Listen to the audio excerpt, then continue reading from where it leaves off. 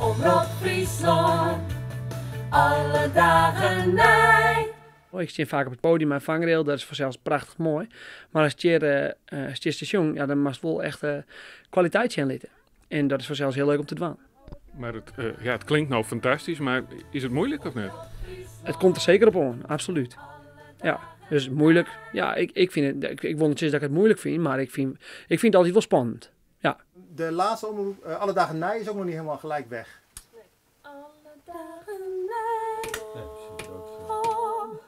Ja, je doet hem laag, hè? Nee, doe Doe hem hoog. Omroep Friesland. Daar is nou de eerste jingle gehad van de nieuwe vormgeving die op 2 maart begint. Wat zou je ervan?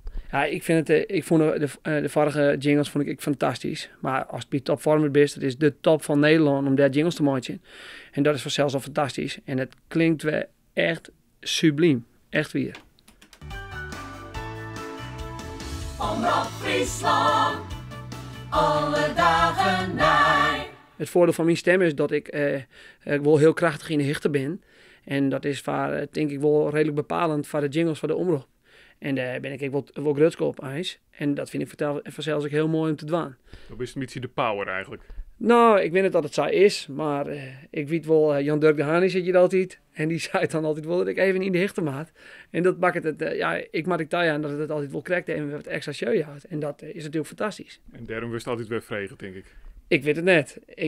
Ik vind het superleuk om te doen. En ik ga altijd met heel veel plezier in het daar. En ik doe wel jinglepakketten niet, jongen. Maar voor de omroep is het toch altijd een beetje speciaal. Omdat ik vanzelfs van check ben. En dat ik dit dan denk van mij.